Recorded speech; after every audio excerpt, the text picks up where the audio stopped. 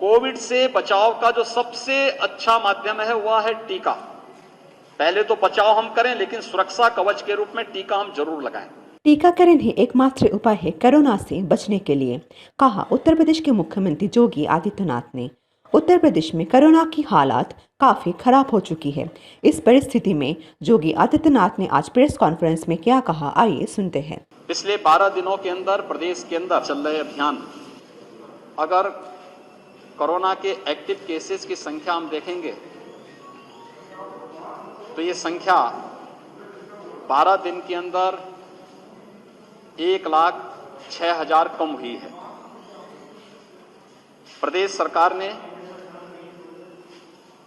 Trace, test and treat की जिस नीति को आगे बढ़ाया है, इसमें आदरणीय प्रधानमंत्री जी के मार्गदर्शन में हम लोग पहले दिन से ही इस अभियान के साथ जुड़े हैं और सेकेंड वेव पर भी हम लोगों ने इसी आधार पर नियंत्रण स्थापित किया है और ये लगातार इस पर हम लोग इसको प्रभावी रूप से इसके संक्रमण की चेन को ब्रेक करने का कार्य कर रहे हैं। व्यापक पैमाने पर टेस्ट हो रहे हैं। प्रदेश के अंदर आज के दिन पर हम लोग 4,36,00,000 से अधिक टेस्ट पूरे कर चुके हैं। प्रदेश के अंदर अगर हम लोग देखेंगे तो फर्स्ट वेव की तुलना में सेकंड वेव में जो हमारे सामने जो सबसे बड़ी समस्या आई थी वह थी कि ऑक्सीजन की डिमांड अचानक बढ़ी, क्योंकि फर्स्ट वेव के समय में चाहे वह हॉस्पिटल रहे हों, चाहे वह होम आइसोलेशन में रहने वाले कोविड पॉजिटिव रहे हों, इनमें से किसी ने भी ऑक्सीजन की डिमांड उस दौरान नहीं की थी, क्योंकि हॉस्पिटल के अपने एग्रीमेंट होते थे ऑक्सीजन, लिक्विड मेडिकल ऑक्सीजन के प्लांट के साथ। तो उस समय कोई भी इस प्रकार की समस्या नहीं इसके साथ खड़ी हुई थी। लेकिन सेकेंड वेव में अचानक समस्या खड़ी हुई और उसके लिए हम आभारी हैं आदरणीय प्रधानमंत्री जी के, जिनके निर्देश पर एयरफोर्स के जहाजों ने और रेलवे, भारतीय रेल ने मदद की और आज ऑक्सीजन एक्सप्रेस के माध्यम से और वायुसेना के विमानों के माध्यम से ऑक्सीजन की आपूर्ति भी कर रहे हैं। उत्तर प्रदेश में 300 मीट्रिक टन की ऑक्सीजन की सामान्य दिनों में खपत होती थी, लेकिन सेकेंड वेव के दौरान यह बढ़ करके 1,000 मीट्रिक टन से ज्यादा हो गई प्रतिदिन। कल ही हम लोगों ने 1,030 मीट्रिक टन की आपूर्ति प्रदेश में की है और ये लगातार चल रही है। प्रदेश के अंदर टीकाकरण की जो स्थिति है, कोविड से बचाव का जो सबसे अच्छा माध्यम है वह है टीका। पहले तो बचाव हम करें, लेकिन सुरक्षा कवच के रूप में टीका हम जरूर लगाएं। और टीका के लिए अब तक प्रदेश ने 1,43,00,000 टीके लगाए हैं 45 प्लस के लोगों को और 2,65,745 टीके लगे हैं 18 से 45 वर्ष की उम्र के लोगों को प्रदेश में अब तक लगाए हैं। और ये टीकाकरण का कार्यक्रम प्रदेश के अंदर सफलतापूर्वक आगे बढ़ रहा है।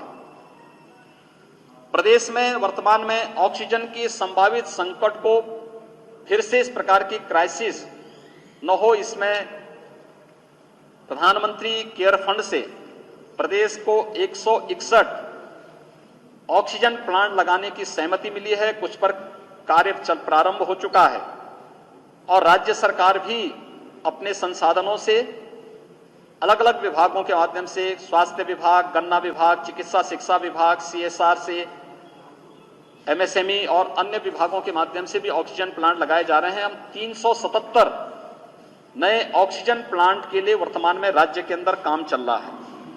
प्रदेश के अंदर वर्तमान में हम लोगों ने बेड्स की क्षमता भी बढ़ाई है। L2, L3 फैसिलिटी के हमारे पास इस समय बेड्स की संख्या 80,000 के आसपास है और हम लोग निरंतर इसमें वृद्धि कर रहे हैं।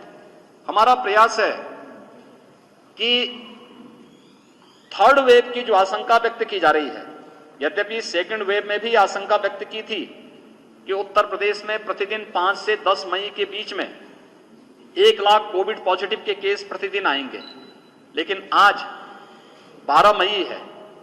12 मई को उत्तर प्रदेश के अंदर कुल 17,000 पॉजिटिव केस आए हैं। हम लोगों ने उन आशंकाओं को निर्मूल साबित किया है, लेकिन लापरवाही और सतर्कता लापरवाही हमेशा छोड़नी पड़ेगी और सतर्कता हमेशा बनी रखनी पड़ेगी। इसी दिशा से हम लोग थर्ड वेव की भी आशंका को ध्यान में रखते हुए अभी से हम लोगों ने इसकी तैयारी भी एक अलग से टीम लगा करके प्रारंभ कर दी है कि पीडियाट्रिक्स के आईसीयू का निर्माण अभी से हर जनपद में प्रारंभ हो, उनकी ट्रेनिंग के कार्यक्रम हो।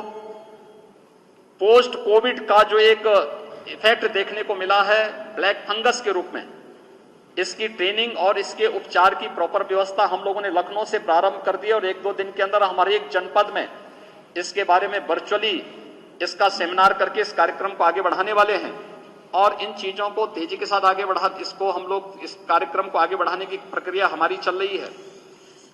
हम लोगों ने जो हमारे बड़े मेडिकल कॉलेजेज हैं, बड़े हॉस्पिटल हैं, वहां पे एलएमओ प्लांट या एयर सेपरेटर प्लांट ऑक्सीजन आपूर्ति के लिए लगाए हैं, लेकिन जो दूर दराज के जो हमारे सीएससी हैं उनमें भी ऑक्सीजन की आवश्यकता लोगों को पड़े, इसके लिए 20,000 से अधिक हम लोगों ने अब तक ऑक्सीजन कंसंट्रेटर पूरे प्रदेश के अंदर उपलब्ध करवाए हैं। ये ऑक्सीजन कंसंट्रेटर ऑक्सीजन की आपूर्ति वहां पर आराम से 5 घंटे ऑटोमेटिक वो चलते हैं, एटमॉस्फेयर से ही वे ऑक्सीजन लेते हैं, उसके माध्यम से इसको चलाने का काम कर रहे हैं और सफलतापूर्वक ये प्रदेश के अंदर संचालित हैं। अलीगढ़ मंडल में आज मैं आया हूं। अलीगढ़ मंडल में यहां पर एक्टिव केस की संख्या अब कम होती जा रही है। पिछले एक सप्ताह में यहां पे लगभग 200 से अधिक एक्टिव केस कम हुए हैं। पॉजिटिविटी रेट में निरंतर गिरावट है। अगर ओवरऑल कमिश्नरी का हम देखेंगे तो यह पहले 20% के आसपास थी, अब यह घटकर के 5% के आसपास है और हमारा प्रयास है कि इस पॉजिटिविटी रेट को और भी कम लाने के लिए इसके लिए हर एक जनपद को टेस्ट बढ़ाने के लिए कहा गया है। प्रदेश में ऑक्सीजन की आपूर्ति की व्यवस्था सुनिश्चित करने की पूरी व्यवस्था की जा रही है।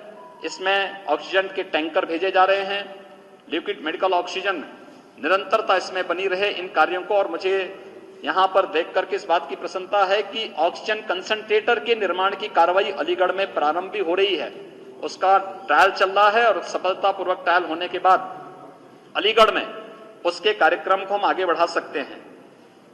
इस मंडल में 161 वेंटिलेटर वर्तमान में उपलब्ध हैं जो फंक्शनल हैं।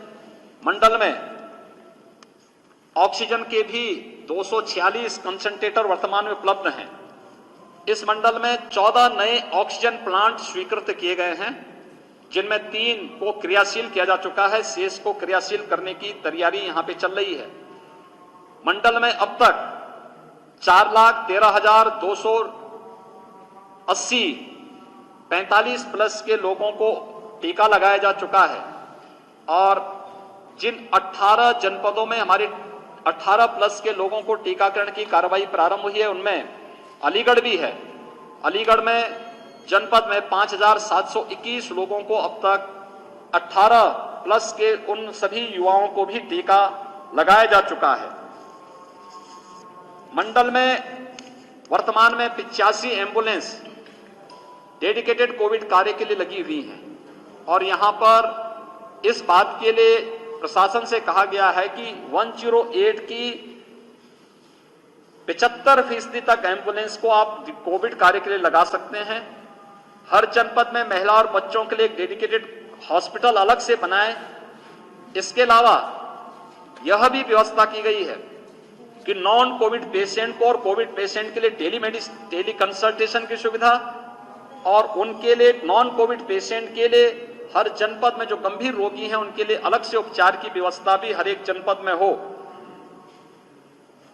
जो जीवन रक्षक दवाओं की आपूर्ति की कार्रवाई भी यहां पर प्रारंभ की जा रही है।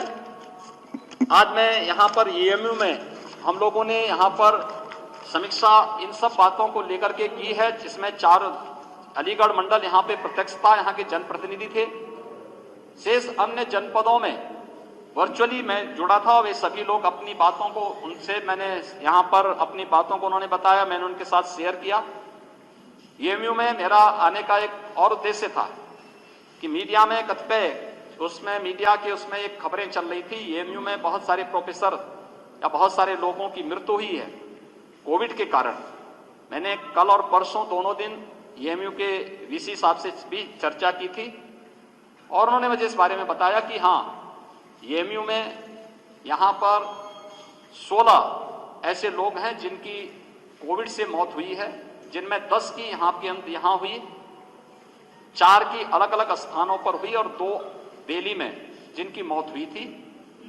लेकिन इसमें सबसे बड़ी बात यह कि जो पहले चरण में वैक्सीनेशन के कार्यक्रम में लोग वैक्सीन नहीं लगा पाए थे, उस कारण से भी चीजें हुई हैं। लेकिन अब वैक्सीनेशन के कार्यक्रम के साथ सभी जुड़ चुके हैं और ये वैक्सीनेशन के कार्यक्रम के साथ जुड़ना ये अपने आप में एक सुरक्षा कवच प्रदान करता है। यहां पर ऑक्सीजन की आपूर्ति के लिए उन्होंने डिमांड की थी, राज्य सरकार ने उन्हें ऑक्सीजन आपूर्ति एलएमओ कल से प्रारंभ कर दी है और भी हमने उनको कहा है कि जो भी अन्य आवश्यक संसाधन और सुविधाओं की आवश्यकता पड़ेगी, लोकल एडमिनिस्ट्रेशन, एएमयू प्रशासन, जनप्रतिनिधि मिलकर के इस कार्यक्रम को तेजी के साथ आगे बढ़ाने का कार्य करें। एक एक व्यक्ति का जीवन अमूल्य है। इस समय मानवीय संवेदना सबसे महत्वपूर्ण है। हर एक पीड़ित के प्रति हमारी संवेदना होनी चाहिए और उसको हम संवेदनशील तरीके से बचाने का कार्य कर सकें, यह आज की सबसे बड़ी आवश्यकता है। और मैं अभिनंदन करूंगा अपने सभी हेल्थ वर्कर्स का, उन सभी कोरोना वॉरियर्स का जो इस कार्य के साथ मजबूती के साथ जुड़े हुए हैं और एक एक व्यक्ति के जीवन को बचाने का कार्य कर रहे हैं। मेरी आप सबसे भी अपील है कि बचाव सर्वोत्तम उपाय है, लेकिन अगर कहीं किसी में कोई लक्षण है, किसी को आशंका हो, तत्काल जांच करवाएं। जांच कराने से भागे ना। देखिए, बीमारी को छुपाने से बीमारी समाप्त नहीं हो जाती, वो विकराल रूप धारण करती है। इसलिए आपके पास हमने एक सिस्टम बनाने का प्रयास किया है। हम एक महामारी से लड़ रहे हैं, इसलिए बीमारी को छुपाए ना, बताएं। सरकार हर प्रकार की सुविधा दे रही है, वैक्सीन फ्री दे रही है, दवा फ्री कर रही है, सब कुछ फ्री कर रही है, भारत सरकार पूरा सपोर्ट कर रही है। इसमें बीमारी को छुपाने से अच्छा उपचार कराने में तत्काल आगे आए और जो भी गाइडलाइन उसका पालन करें। प्रत्येक नागरिक इस बात को ध्यान में दें कि कहीं भी कोई ऐसी स्थिति ना आने पाए जहां पर कहीं संक्रमण की चेन स्प्रेड होती हो। इसको ब्रेक किए जाने की आवश्यकता है। इसलिए मेरी सबसे अपील है कि हम, और खासतौर पर मीडिया के माध्यम से, हम पब्लिक में अवेयरनेस पैदा करें।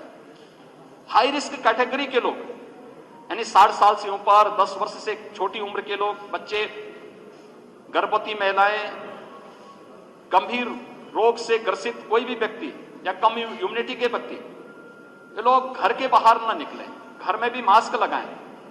दूसरा, हम इस चीज का पालन करें कि अगर किसी भी व्यक्ति को बाहर निकलना आवश्यक हो, सामान्य नागरिकों को भी, वे मास्क जरूर पहने। कोई चीज का लेन देन कर रहे हैं तो उन स्थितियों में हम लोग ग्लव्स जरूर पहने या सैनिटाइजर से हाथ जरूर साफ करें और पूरी सतर्कता के साथ इस कार्यक्रम के साथ जुड़ें। ये टीम वर्क ही रिजल्ट देगी और ये टीम वर्क ने ही ये रिजल्ट दिया है।